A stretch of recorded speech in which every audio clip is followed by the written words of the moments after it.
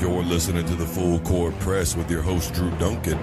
Don't you dare touch that dial.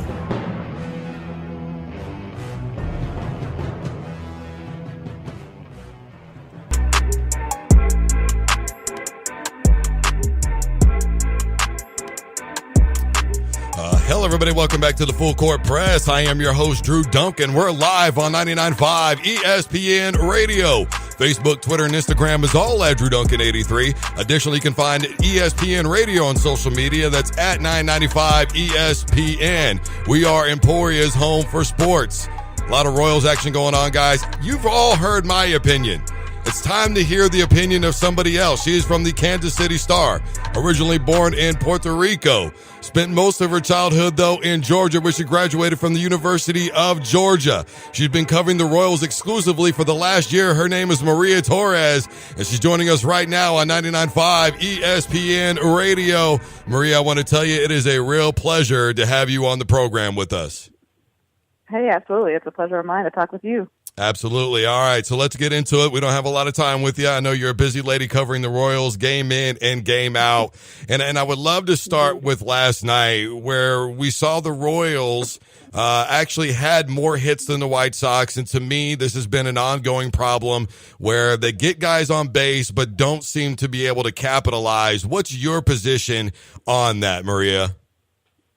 Well, I don't know if I have a position as strong. I mean, it's just about the same as yours. So I was just looking at the stat, and the Royals with a runner on third and less than 2 outs are the third worst team in baseball right now. They're batting .200. Actually, they're tied with the Giants in terms of batting average with a runner on third and 2 outs. They've scored when there's a runner on third and less than 2 outs. That's not very good.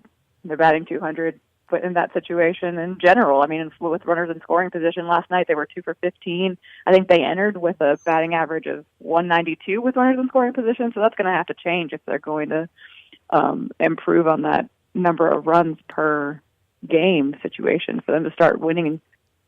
Is that a continuity issue? Is it a managerial issue? Is it a batting lineup issue? Is it guys just being unable to be consistent when it comes to being at bats? What do you see the primary problem is with that when you think about those stats? I don't know if it's so much a managerial issue. I mean, even Ned Yost talked about it last night. It's kind of helpless. Like, he can't really do much else.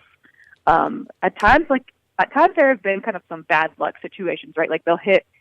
This happened in Detroit, like Ryan Goins, a similar situation, hit a line drive right at second base. Like, if that second baseman had been like 2 steps to his right, like, he could have gotten a hit and driven in a couple of runs. At bats aren't terrible. They're just not landing the hits when they need to.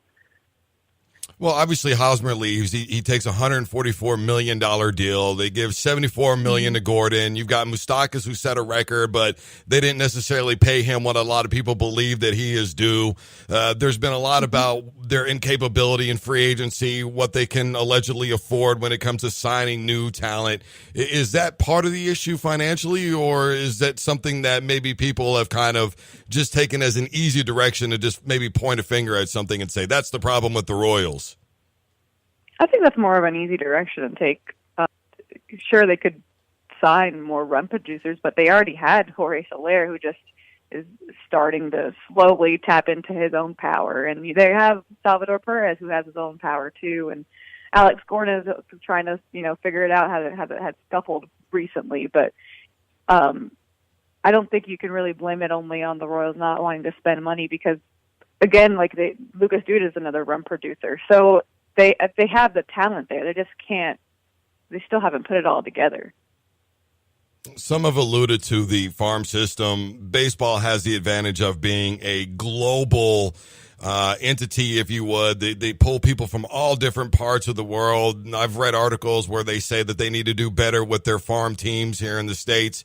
Is that something that you think that maybe we could begin to point to where, maybe if they use their farm system a little bit better, then they could produce better talent? We saw them pull back up stout, but so far I would say nothing that's really wowed anybody in terms of that. Yeah, I mean, I think the entire organization is very well aware they need to build out their farm system again, and that's part of it is part and parcel with winning a World Series. To get to that point, obviously you needed to develop your own talent, so that's where you had Eric Hosmer, Salvador Perez, Mike Moustakas, Alex Gordon. All of those guys are homegrown guys, right? And then you also are able to bring in talent through the draft and flip those players for guys like Ben Zobrist or Johnny Cueto, and that was the Royals' path to getting to a World Series for a second year in a row and winning the World Series that second time. So, that second time in. So that's why they've it's shriveled a little bit. And now it's time with the first. I mean, they have 5 picks in the top 40 this summer in June's draft. So they need to take advantage of that situation and bring in get as much talent as they can, so that way they can start to rebuild their farm system, because it's like one of the worst in baseball. I think it entered the season ranked 29th by Baseball America, 29th out of 30. And until they're able to replenish that farm system, it's going to be hard to really win consistently at the major league level, just because this is the type of small market team that has to rely on its own talent. It can't sign the big name stars like you kind of alluded to earlier. They're not going to be able to, flip some prospects and take on the contract of someone like Giancarlo Stanton. That's not going to be in the realm of possibility for the Royals. So they do need to tap into their own talent there, and until they can bring in, higher caliber players like that, I mean, it's just going to be. It's going to be a process. They'll bring in those players and they'll have to wait them out for a couple of years while they become major league ready, and then you'll see the Royals start to get to the top of the division again and start competing in the playoffs. We're talking to Maria Torres right here on 99.5 ESPN Radio. She's from the Kansas City Star and has been covering the Royals exclusively for the last year. Speaking of Salvador Perez, he's back in the lineup. As I made mention earlier, they brought up Stout. My point of emphasis over the last couple of days is, look, they say Stout has got the mentality of a bulldog. Perez is kind of that happy-go-lucky guy in the locker room. Maybe they could use the energy of those two players to try and figure out how to rally and or just get sick of losing. There's no quick fix or easy fix to this, but what is something that you see, Maria, that the Royals could do to get back into the winner's circle this year and at least end the season on a respectable note, if nothing else? I think they just need to put it together on offense. I think like the bullpen is beginning to settle in. I know it's been pretty tough this month, but they're starting to figure out some roles. I think they've knocked down like a run and a half off of their ERA.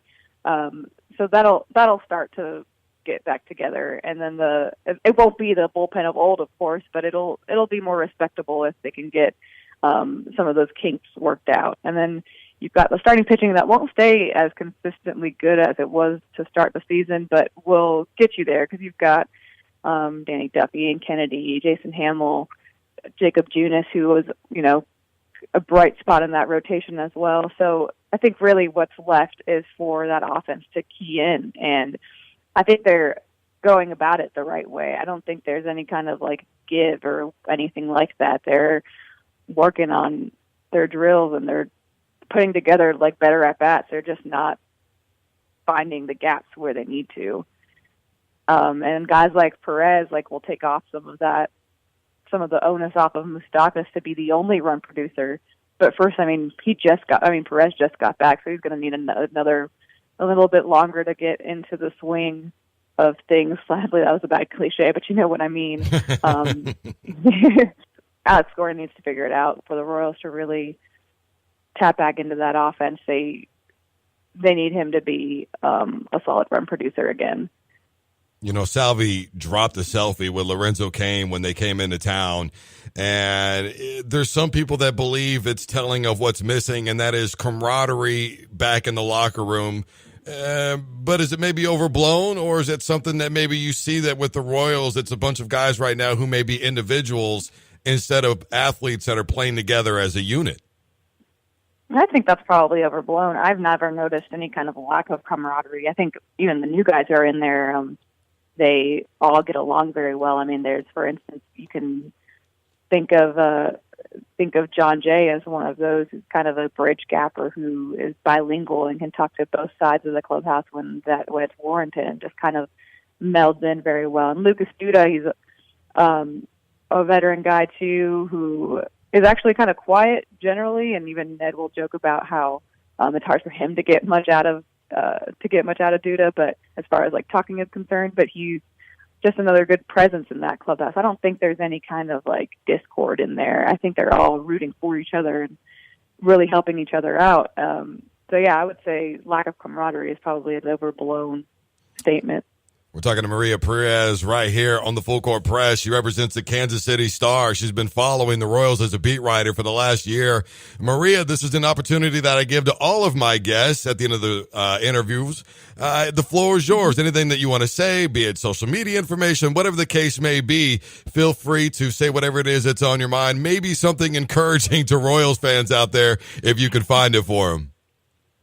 Well, the encouraging thing, the offense won't stay this bad. They're going to figure it out. And when they do, you're going to see Jorge Soler really meet the expectations that the Royals had for him when they traded him for Wade Davis, or traded Wade Davis for him a couple of years ago. You're going to see Salvador Perez. He had a really good spring. I know you don't really put much stock into spring numbers, but I think he had like 6 home runs. And he was looking pretty good at the plate. I think he's going to have a really good year. Moustakas, you've already seen. I mean, you're going to see the offense click. It just hasn't yet. And sometimes it takes a month, and that's going to be okay. I mean, at the April of the last year, the Royals were, what was it, like 10-20 in April? I mean, they're probably maybe a little, I mean, they only have a couple of days to go here in April. They're not going to get to 10-20, but they can make up for this still. So I wouldn't completely give up on where their ability is. They've got some talent in the lineup. It just hasn't been obvious yet. As you know, as far as like following on social media, find me on Twitter. I'm Maria_Torres3. Follow my work as well as the work of the rest of the Star Sports staff on KansasCity.com. We have a handy app called the True Blue app for all Royals coverage from the Star. So just make sure that you're following that, and give us a like on Facebook too, True Blue KC Star. And that's what you'll find all of our content on there. So I hope that you'll continue to follow the Royals with us this season. Well, I got a big fan that calls in. He calls himself Big Mike. So I know that he will for certain be paying attention to what you do. Maria, it is super awesome that you came on the program today, and looking forward to having these segments with you weekly as we continue our intense coverage of the Kansas City Royals. Sounds great, Drew. I'm enjoying it too.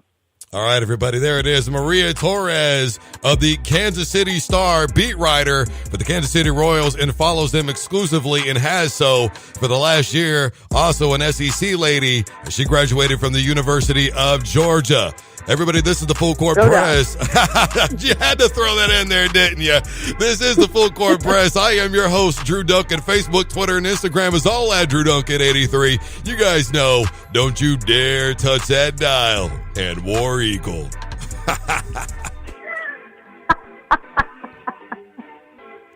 Oh, man.